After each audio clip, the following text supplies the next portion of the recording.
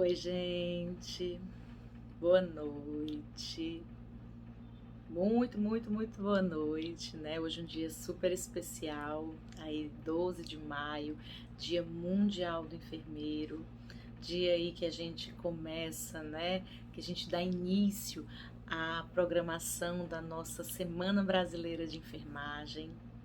Então, assim, tenho muito a agradecer aqui a presença de vocês.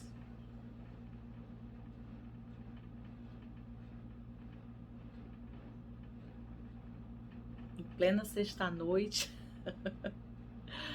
vocês estarem aqui comigo, assim, para mim realmente é uma honra.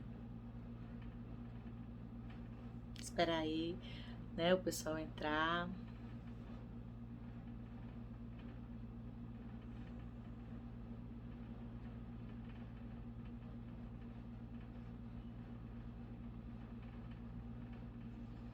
Gente, assim, antes, né, da gente começar aqui a conversar sobre o nosso assunto, né, o assunto que a gente escolheu, vou até explicar por que a gente escolheu esse assunto, né, em 2023.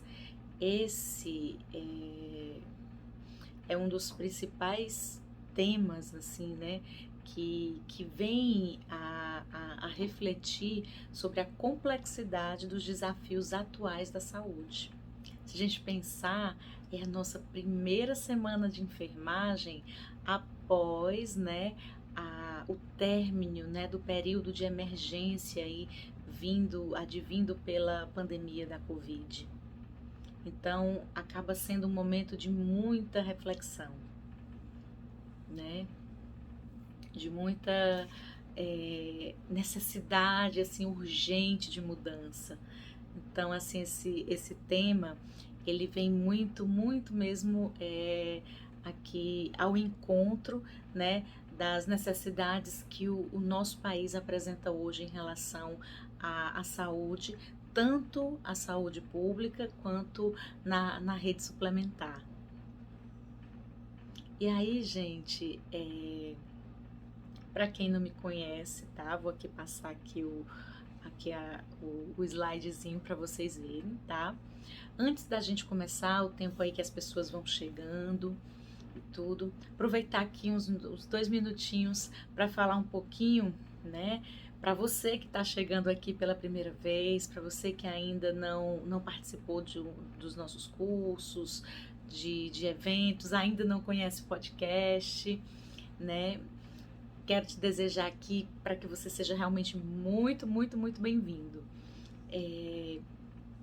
A Eugestor, gente, ela surgiu também durante a pandemia, tá? Ela começou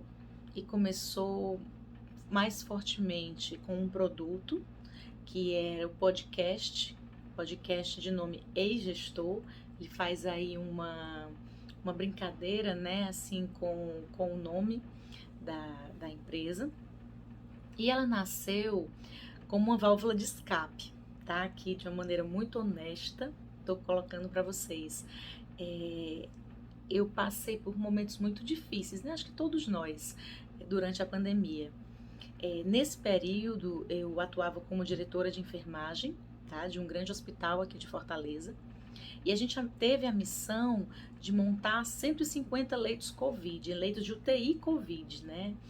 E assim, como a maioria das instituições, a gente acabou trazendo missões muito importantes e a preocupação em relação ao bem-estar dos servidores. Nossa instituição, ela até então, ela era formada 100% por servidores públicos. No período da pandemia, a gente abriu o nosso corpo clínico, né, para completar ali a necessidade de mencionamento de profissionais. Então, eu tinha uma preocupação muito grande com a saúde dos nossos servidores, com a saúde dos colaboradores que estavam chegando até nós.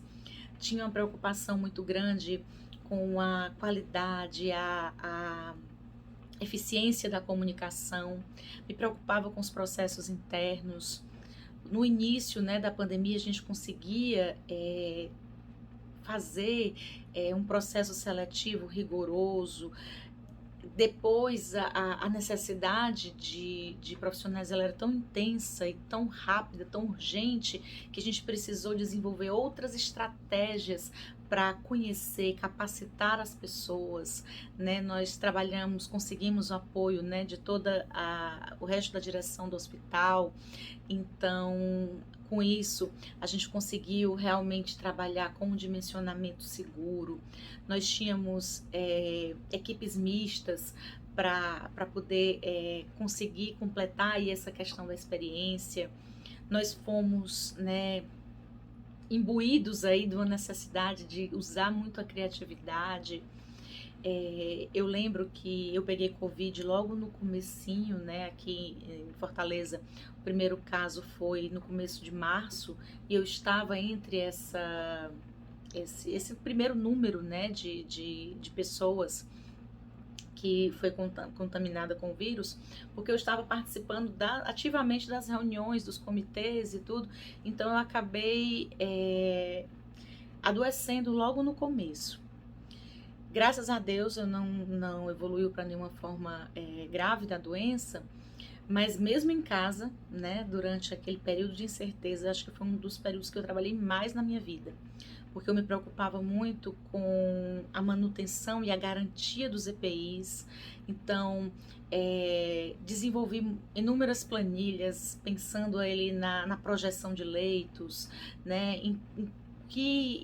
qual seria o custo disso, qual seria a demanda de EPIs, a demanda de recursos humanos, assim, toda a demanda, né, necessária à instalação desses leitos de uma maneira segura. Então, assim, foi realmente um período muito desafiador. E me trouxe, né, consequência, obviamente, muita preocupação, estresse, adoecimento. E aí, nesse período, o ex-gestor, ele funcionou como uma grande terapia, como uma grande válvula de escape. Ao meu lado, a Adma Câmara, que é uma amiga querida, maravilhosa, idealista, assim como eu. A gente começou a desenvolver esse projeto. E o ex-gestor, ele era como se fosse o lugar de fala, tá? Onde a gente falava sobre gestão em saúde, onde a gente falava sobre aqueles pontos que a gente acreditava que eram importantes e que muitas vezes, né, na minha, na sua, em várias instituições aí pelo nosso país, a gente não consegue colocar em prática. Então, gente, em resumo, né? Eu já estava aqui entrando aqui na história toda da Eu Gestor. Ele nasceu com um grande propósito. E esse propósito, ele vem muito forte em tudo aquilo que a gente quer entregar. Inclusive, não vou dar spoiler, tá? Mas durante o mês de maio é um mês muito importante para nós. Então, assim, vai vir aí muitas novidades, novidades de uma forma, gente, muito bacana, atrelada e firmemente ao nosso propósito, com essa questão de colaboração, porque a nossa intenção realmente é contribuir para um sistema de saúde, né, mais acessível, mais eficiente, para o desenvolvimento de uma gestão mais descomplicada, né? Que é isso que o mundo está pedindo hoje, né? Na verdade, ele já pede há um tempo e hoje ele grita por isso. E aí, assim, é isso, né? Para você que ainda não nos conhece, acessa nosso site, acessa nossas redes sociais, segue a gente aí pelo Instagram. A gente vai estar aí publicando mais novidades durante esses dias, né? Aí durante a semana de enfermagem. Então, assim, vai ter muita coisa bacana que vai acontecer. E para quem não me conhece, eu tô aqui falando, você já viu que eu sou uma pessoa faladeira, conversadeira, falo demais. E assim, para quem não me conhece ainda, tá? Meu nome é Cláudia Araripe, eu sou enfermeira, sou mestre em cuidados clínicos em saúde, tenho MBA em gestão de pessoas pela Fundação Getúlio Vargas, tenho algumas especializações, porque eu acho que eu sou muito assim, sabe, gente? Eu acho que o currículo é importantíssimo, importantíssimo.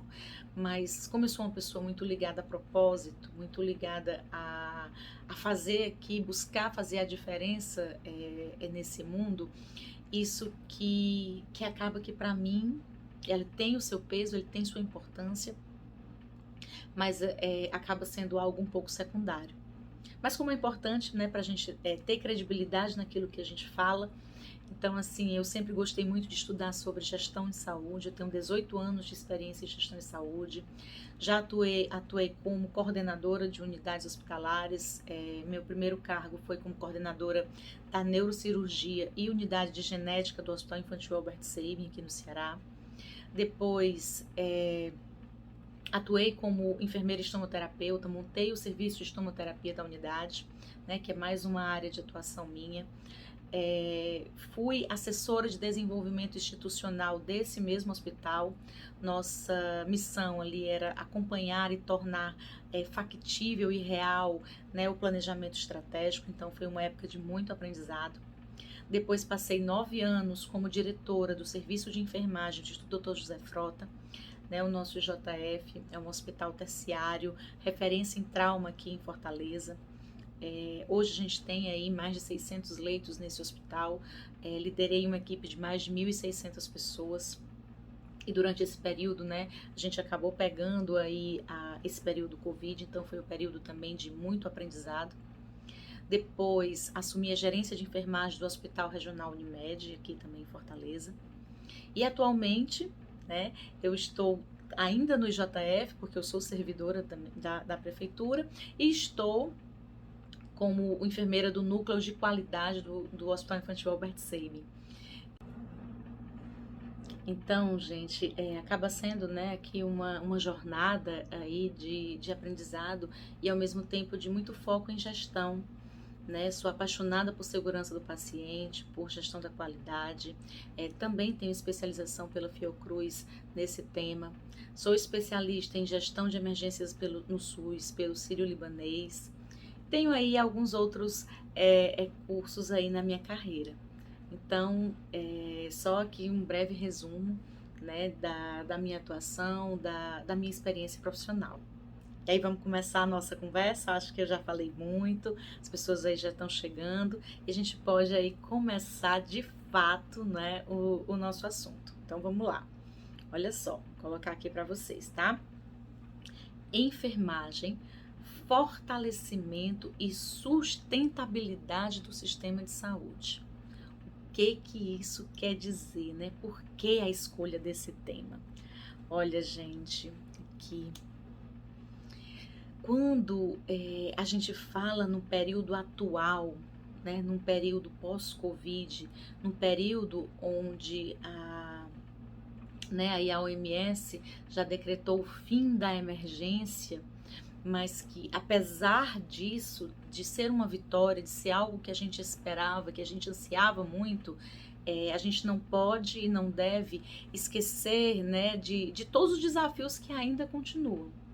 Inclusive, principalmente, talvez, a imunização, que aí às vezes a informação, né, a comemoração, a disseminação dessa informação nas redes sociais pode trazer um entendimento equivocado de que não há necessidade de continuar aí a imunização. E a gente sabe que isso não é verdade, que apesar do estado, né, de emergência ele ter cessado, o Covid ainda é um desafio para nós e a gente ainda precisa sim manter os olhos atentos, manter toda a nossa energia, né, respeitando aí, fortalecendo o nosso programa de imunização.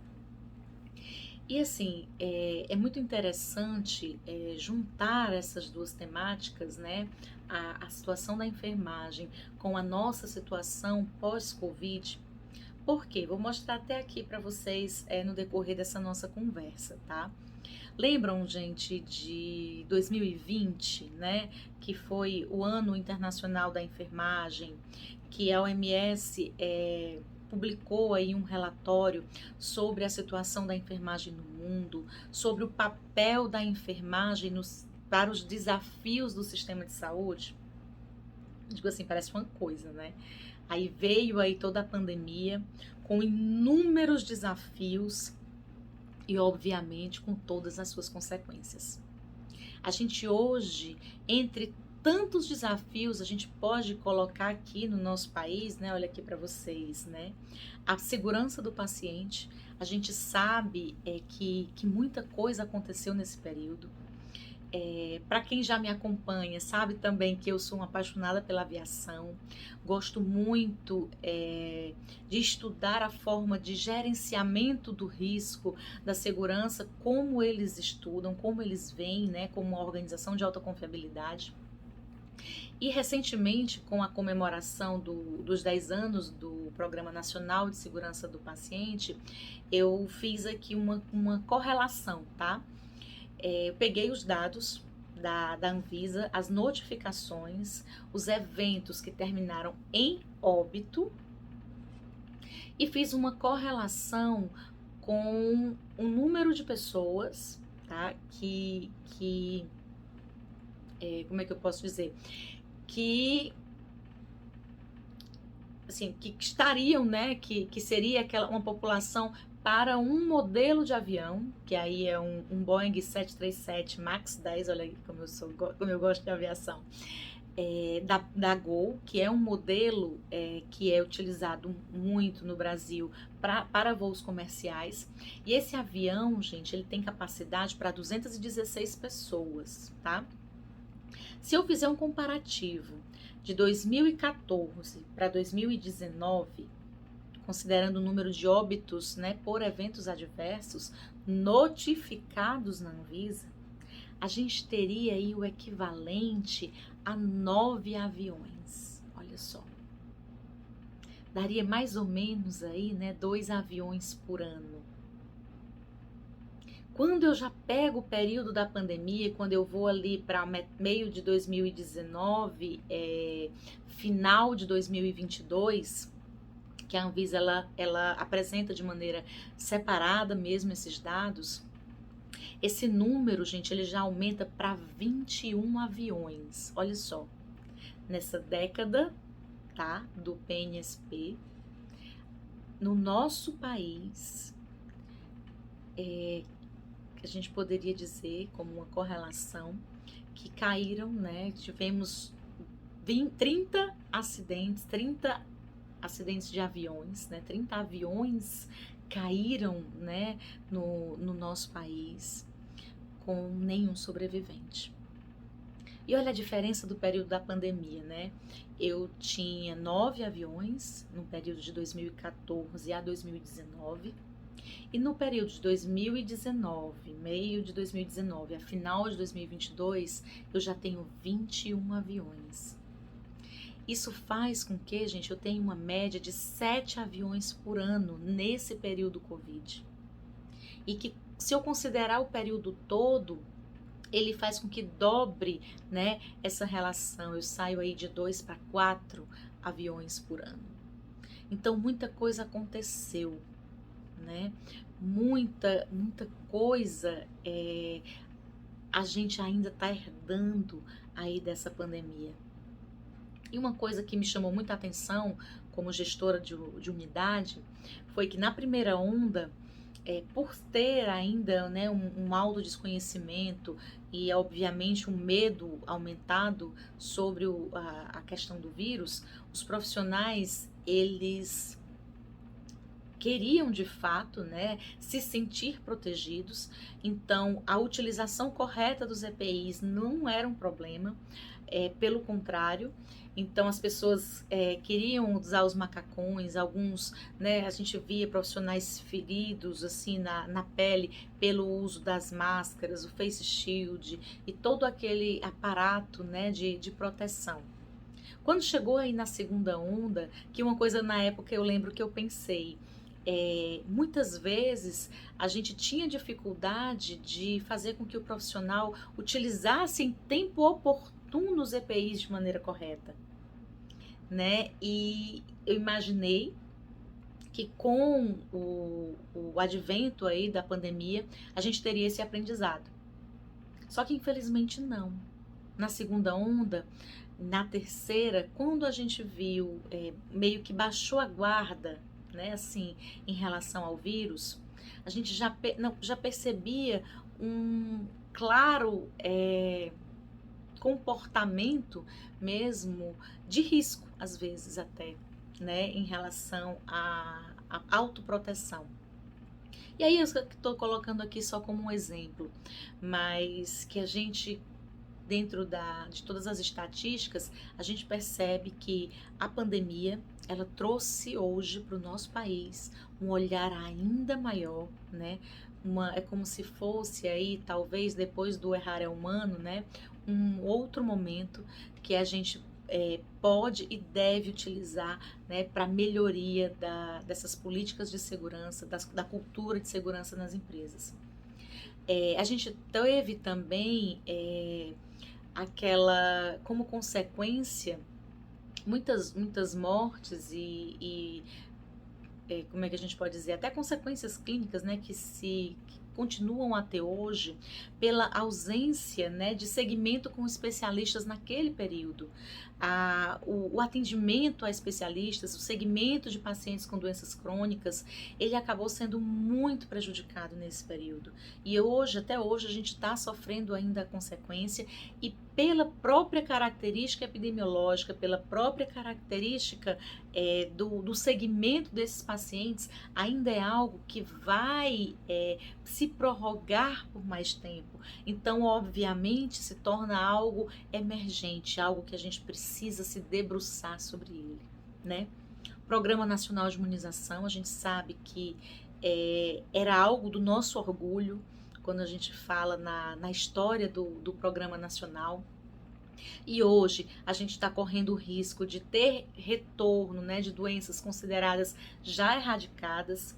Então é um desafio enorme ainda, né, para o nosso país, para as políticas públicas, para nós profissionais resgatarmos, fazermos esse resgate do Programa Nacional de Imunização.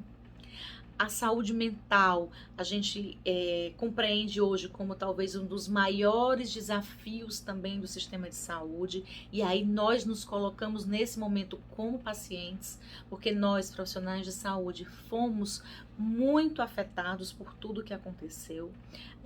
Eu lembro de muitas situações, né, de profissionais que saíram de casa nesse período para proteger os seus. Eu fico aqui arrepiada e eu me emociono, lembrando de algumas pessoas, da dedicação de algumas pessoas, do medo de outras. Então, gente, hoje a rede de atendimento à saúde mental, ela é extremamente fragilizada. Hoje, para a gente conseguir ter acesso a um profissional especialista é algo muito difícil. E isso não só no SUS. A gente acaba tendo esse desafio também na rede privada. E quando os profissionais também se encontram numa situação de necessidade, né, de acompanhamento, de fortalecimento, até mesmo de promoção dessa saúde, né, dessa saúde mental, a gente percebe o quanto é desafiador, né, para o sistema de saúde vencer essa situação. E a dificuldade de acesso aos serviços de saúde. Olha que bacana, gente, aqui só para mostrar, né, a imagem aí da herança, né, do Covid em relação ao nosso sistema. E agora, 2023, o que a gente vê, né? O que está publicado aí como desafio, né? O grande desafio, olha só, para a saúde em nosso país é garantir que todas as pessoas tenham acesso e condições de serem tratadas com equidade. Quando esse desafio ele já não é de hoje, eu estou falando aqui de 2023, mas isso não é de hoje. Esse problema ele já existia anteriormente, mas com a pandemia, com esse caos que se formou aí, principalmente em relação ao segmento desses pacientes com doenças crônicas, em relação à saúde mental, esse desafio da acessibilidade, olha só, gente, acesso e condições, né, ao sistema, ele se tornou algo muito mais difícil. Então, é para esse desafio que o sistema de saúde precisa olhar.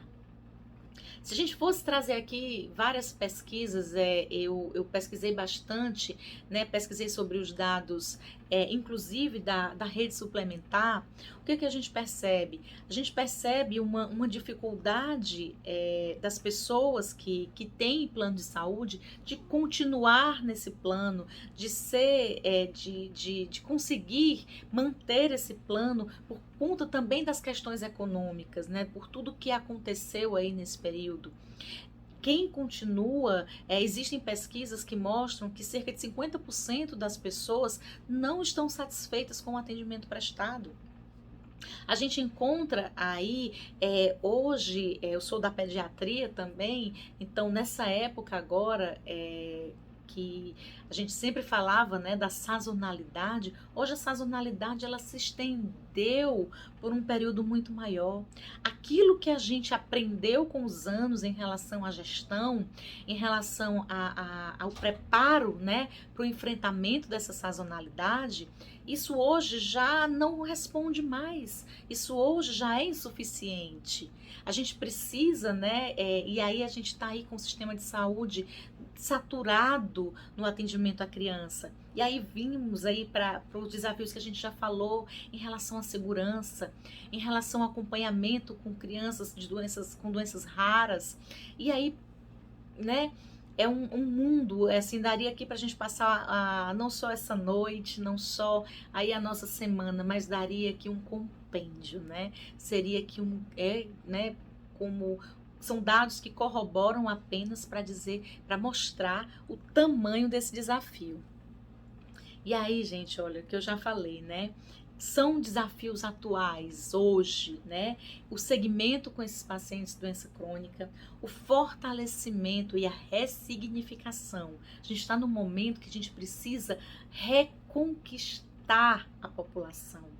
Olha só, a gente está aqui no momento também de várias gerações, né, convivendo, gerações novas, gerações que eram crianças quando a gente consolidou aí o Programa Nacional de Imunização e que hoje precisam ser, né, aqui também conquistadas, né, para a gente ressignificar os nossos resultados e a gente voltar a ser modelo aí no mundo em relação à imunização, né? A reestruturação da rede. Hoje, apesar de terem sido construídos novos hospitais, da gente ter conseguido, dentro da pandemia, ter renovado o parque tecnológico, né, de algumas instituições, apesar desse avanço, né, por assim dizer, a nossa rede, hoje, a forma como ela é desenhada, apesar, né, de a gente já ter os desafios aí anteriores, porque a gente sabe que infelizmente a nossa rede de saúde, ela sempre teve, né, sempre demandou esses desafios do funcionamento integrado, da gente conseguir cumprir aí os princípios do SUS. Hoje esse desafio de reestruturação, ele é muito mais urgente, ele é muito mais eminente. Hoje a gente precisa realmente olhar para esses pacientes com diabetes, com hipertensão, os pacientes com obesidade. Foi um outro problema que se fortaleceu aí durante esse período, né? Então, assim, é um segmento, é um tipo de paciente que ele precisa ser acompanhado, que as condições socioeconômicas, que as condições de saúde mental impactam também no próprio acompanhamento, no próprio empoderamento desse paciente sobre o tratamento dessa doença. Então, assim, são resultados que demandam uma energia muito grande, que demandam um envolvimento muito grande, né, de nós profissionais, da gestão dos serviços, dos governos, das políticas públicas. A forma como nós vínhamos conduzindo hoje já não responde mais, né? Então a gente precisa sim reestruturar esse nosso serviço. E a saúde mental que eu já conversei com vocês e a gente sabe. E aí, o que a enfermagem tem a ver com isso, né? Por que a enfermagem, por que esse tema é tão relevante para a nossa categoria nesse momento? Olha só, a enfermagem, ela começou a pandemia, tá? No ano internacional. Neste ano, olha que só, Nações Unidas, o mundo tem um déficit de 5,9 milhões de enfermeiros. Olha aqui, né? O relatório da OMS destaca o papel da enfermagem no mundo. Olha só, vou ler aqui para vocês. Para a OMS, nenhuma agenda global pode ser concretizada sem maximizar a contribuição da enfermagem, que representa 59% das equipes de saúde. Vamos lembrar, né, que dentro desse relatório ele coloca não só esse grande quantitativo, mas ele coloca também, gente, as péssimas, a precariedade das condições de trabalho.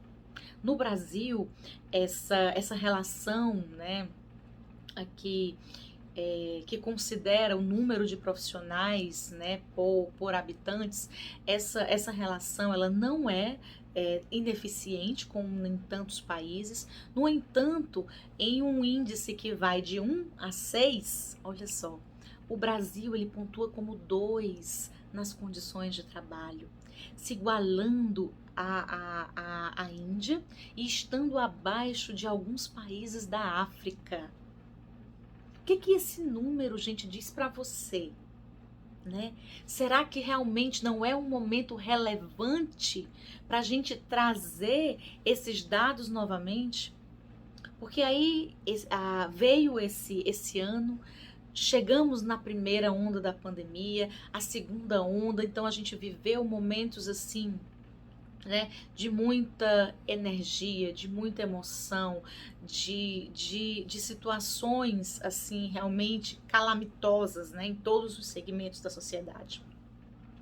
E quando isso aconteceu, a gente viu aí pela mídia, né, de uma maneira geral, os enfermeiros sendo, a enfermagem de uma maneira geral, não só os enfermeiros, mas todos nós profissionais de enfermagem, sendo reportados como heróis, como anjos. Então a gente tinha aí várias imagens dos profissionais com as asas nas costas, né, com escudos, máscaras de super-heróis. Existiam as palmas aos profissionais da saúde. Existiu também, né, em alguns momentos ali, algum preconceito. A gente lembra também de eventos que profissionais foram hostilizados, né, por serem profissionais de saúde, estarem em ambientes públicos. Então, isso também aconteceu, né? E isso tudo culminou com uma discussão política que se arrasta há muitos anos, né? Que é a questão do piso salarial da enfermagem, que é a questão das 30 horas. Olha, em 2018, tá?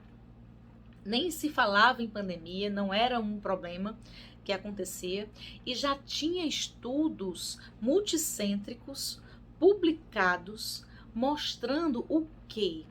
Que quando eu aumento a carga horária do profissional de enfermagem a um nível acima do normal, do ideal, do considerado saudável, eu aumento o risco de eventos adversos numa proporção gigante, de 8 a 32%.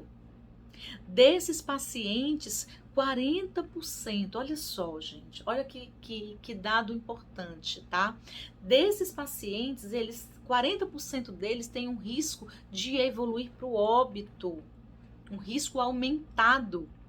Quando eu aumento a carga horária de um profissional que, pela sua natureza do trabalho, é o único que está 24 horas ao lado do paciente, é aquele que acaba por assumir ali as necessidades humanas básicas, é aquele que, apesar, né, da falta muitas vezes de investimento, é aquele que opera equipamentos que são responsáveis pela manutenção da vida das pessoas. Por que eu tô falando nesse termo, gente? Como eu já falei aqui, quem me conhece sabe que eu amo aviação, né? Recentemente a gente lançou aqui no Eu Gestor um curso maravilhoso sobre gestão de fatores humanos, com esse olhar da aviação, o olhar de organizações de alta confiabilidade, mostrando como é importante o gerenciamento desses fatores para a segurança do paciente, e aí a aviação vem como um olhar muito forte para a segurança do profissional também, né? Para visão da ergonomia. E quando a gente encontra na saúde, né, a gente aí que ainda não é considerado uma organização de alta confiabilidade, a gente ainda tem um risco aí muito aumentado de eventos adversos. Dentro de uma escala, né, de segurança e de confiabilidade, a aviação está no nível 7, a saúde está no nível 3. Então, a gente ainda tem muito o que aprender, a gente ainda tem muito o que evoluir. E aí, dentro desse momento agora, porque esses dados, né, que eu estou colocando para vocês em relação à OMS, em relação à Organização das Nações Unidas, quando eles viam naquele momento a necessidade de um olhar maior para os profissionais de enfermagem, e esse olhar ele se configurava, né, nas melhores condições de trabalho, numa melhor remuneração. A gente lembra que a maior força, né, o maior número de profissionais de enfermagem é do sexo feminino. Então, são mulheres muitas vezes provedoras do lar. Então, assim, acaba que esse contexto traz um contexto social também muito forte. Você imagina aí no momento, né? Vamos ter um pouco de empatia. Você deixar seu filho doente em casa para cuidar do filho do outro. Então, esse profissional, quando ele está saturado, quando ele está cansado, quando ele está exausto, né? Olha só a questão, o risco, as condições de saúde mental a que ele está exposto. Então, a gente vê aí também inúmeras pesquisas colocando, alertando para o burnout, né? Que é uma outra preocupação agora também desse momento. Então, gente, juntando aí, casando esses dois cenários, né? Olha só, a gente acaba precisando colocar a enfermagem no centro, tá? Nunca, jamais, tá? Será minha intenção ou minha fala desqualificar ou desmerecer qualquer que seja a categoria de profissionais de saúde. Como eu disse para vocês, sou uma pessoa idealista, amo o que eu faço, tenho colegas de trabalho maravilhosos, tenho pessoas comigo que corroboram do mesmo ideal, então a gente tem aí muita gente bacana, independente da categoria profissional, aí lutando, acreditando, fazendo acontecer nesse sistema de saúde, né? E esse símbolo aqui, né, que a gente está colocando aqui, esse alvo, ele não é de forma nenhuma para desmerecer ninguém, tá? Mas é como algo que vem sendo falado mundialmente como uma reparação, né? E como um profissional que, se a gente for considerar todo o sistema de saúde na sua promoção, né, na sua reabilitação, aí no sucesso que sempre foi o nosso Programa Nacional de Imunização, a atuação desses profissionais no segmento desses pacientes com doenças crônicas, na atuação nas situações de emergência, né, a dedicação que foi, a diferença que fez, né, aí dentro dessa atuação no enfrentamento à pandemia, a gente percebe sim que para a gente conseguir vencer esses desafios que se colocam como desafios ainda maiores, ainda mais complexos, né, nesse período pós-pandemia, a gente precisa fortalecer o outro lado também. A gente precisa olhar para esses profissionais.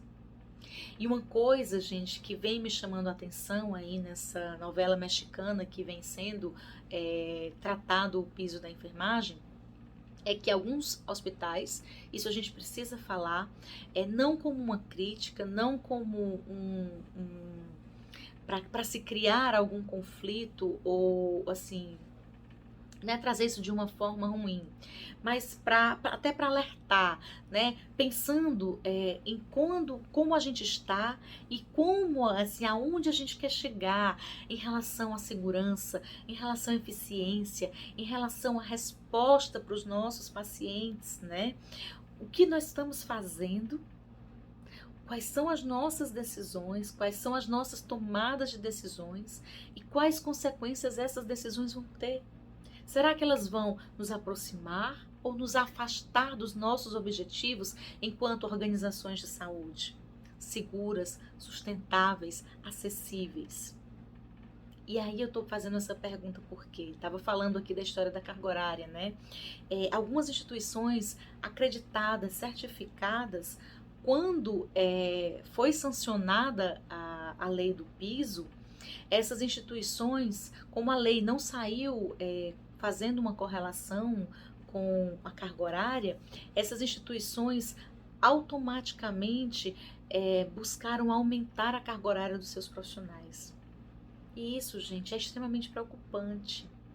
Preocupante do ponto de vista de maturidade de cultura, tá? Do ponto de vista de olhar, né, para a valorização do profissional, até mesmo da gestão da eficiência, porque a gente sabe que tanto o nosso SUS como o nosso sistema de saúde suplementar, ele ainda tem muitos desafios, né, do ponto de vista de gerenciamento econômico, de gerenciamento dos recursos. A gente tem tanto ainda a fazer. A gente pode, né, a gente sabe, por exemplo, que diminuir o tempo de permanência nos hospitais, ter uma melhor gestão sobre órteses e próteses, diminuir os próprios eventos adversos que custam aí aos cofres públicos no mundo trilhões de dólares, né? São desafios, né, que custam muito caro, tanto do ponto de vista econômico, mensurável, financeiro, como tem algumas coisas que são intangíveis, como, por exemplo, os eventos adversos, como a gente falou, né, as mortes evitáveis, as sequelas aí que são geradas pela demora no atendimento, a rotatividade de leitos, né, o giro de leitos. Então, são tantos desafios que, se vencidos, eles vão trazer, né, um resultado de saúde financeira também para o nosso sistema, que eu me pergunto, por que aumentar a carga horária do profissional que já tem uma carga horária alta, que já tem, né, aí segundo várias pesquisas, não é só a minha opinião, né, mas que já tem uma condição de trabalho ruim, muitas vezes, em muitos hospitais, isso infelizmente é uma realidade, e a gente precisa conhecer, a gente precisa mensurar, trazer essas pesquisas, a gente precisa vir com tudo, gente, para essas pesquisas de clima, para as auditorias de segurança dos profissionais, para a auditoria de melhoria de processos, para fortalecimento das relações entre as categorias, todas as categorias de trabalho, né? Fortalecimento das lideranças, inclusive esse relatório das Nações Unidas, ou desculpa, da OMS, ele traz também como um dos desafios a necessidade de desenvolvimento das lideranças entre os enfermeiros, né? Para mudar, para melhorar esse sistema de saúde. E aí, ó, o que a gente traz aí de afunilamento, né? Já conversei demais, estou olhando aqui o tempo, né? Falo muito e esse tema realmente é muito empolgante e traz para a gente inúmeras reflexões, né? Mas o que a gente traz aqui para vocês, né? Para nossa reflexão em relação a quais devem ser os objetivos e as percepções para gerenciar, né, os serviços, para fortalecer os serviços, né? Que existe sim, gente, uma interdependência entre as condições de enfermagem e os avanços na segurança do paciente. As condições de trabalho da enfermagem estão diretamente ligadas, tá? Diretamente ligadas aos resultados de segurança do paciente. Portanto, eles são indissociáveis. Se eu quero melhorar a segurança dos meus processos, eu preciso investir na segurança do meu profissional. Valorização para o alcance e efetivação das políticas públicas. Hoje a gente está tendo uma debandada de bons profissionais que estão saindo da categoria pelo sentimento de falta de valorização, né? Pelo adoecimento, pelas condições de trabalho, pela má remuneração, pelo o reflexo de tudo isso na vida pessoal, na vida familiar. Então a gente precisa compreender isso. Como eu trago desafios complexos, tá? E eu não vou valorizar aquele que pode contribuir diretamente para o enfrentamento desses desafios, né? Então a gente precisa trazer isso à tona também.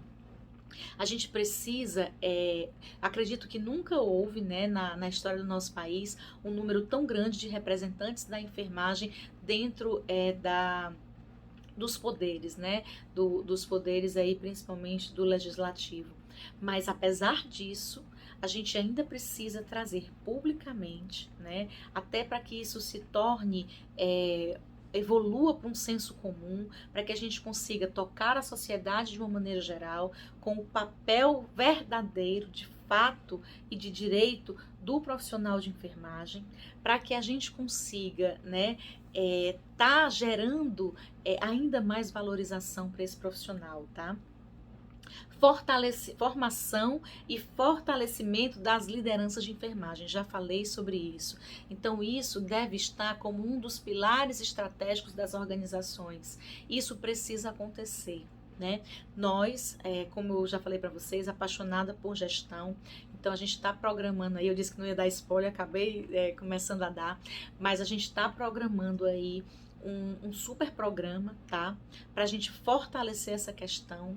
E a gente está trazendo, gente, a gente vai trazer, nosso objetivo é trazer algo compartilhado, né? Para que a gente consiga chegar até naquele lugarzinho onde as dificuldades são ainda maiores. Se eu falo para vocês que eu venho de grandes instituições, né? Instituições terciárias, que têm seus desafios inúmeros na sua na sua formação, e a gente também, como profissionais, como gestores, como idealistas, aqueles que querem fazer acontecer, né? Ainda tem dificuldade para colocar muitos projetos, muitas ideias em prática. Imagina quem está numa condição, né, muito pior. Às vezes a gente tem pessoas excelentes lá, assim, eu já conheci algumas em congressos e tudo, eu digo, cara, como tu é fantástico, né, assim, a tua força de vontade, a tua dedicação, né, apesar de tantas dificuldades, apesar de tanta coisa que atrapalha, que desestimula, mesmo assim, esses profissionais estão lá tentando, buscando fazer acontecer. Então, gente, é nosso objetivo também aqui trazer cada vez mais, né, uma visão colaborativa para que a gente consiga formar aí juntos uma grande corrente, né, de profissionais preocupados, parceiros principalmente, aí nesses desafios que a gente encontra diuturnamente no nosso dia a dia, né, como profissionais da enfermagem, como profissionais da saúde. E aí, já falei bastante também, um novo olhar para a saúde do trabalhador de enfermagem. Gente, isso urge. Isso não é para amanhã, não. Isso é para ontem. A gente precisa discutir sobre isso, a gente precisa trazer esse olhar para o cotidiano, além do SESMIT. A gente costuma, às vezes, segmentar as responsabilidades, né? Mas assim como a segurança do paciente não é, tá? Não é responsabilidade única do núcleo de segurança, da gerência de risco, dos escritórios de qualidade ou dos diretores de hospitais, é uma responsabilidade de todos. A segurança e a saúde do trabalhador também é. Então, não adianta segmentar a responsabilidade. Quando a gente segmenta, a gente deixa de apoiar, a gente cria um vácuo, a gente cria uma distância muito grande entre aqueles que poderiam estar juntos, tá? Compartilhando o mesmo olhar, compartilhando objetivos e trazendo resultados muito mais fortes, muito mais duradouros, muito mais eficientes. E aí, gente, eu quero encerrar a nossa conversa trazendo aqui uma reflexão, tá?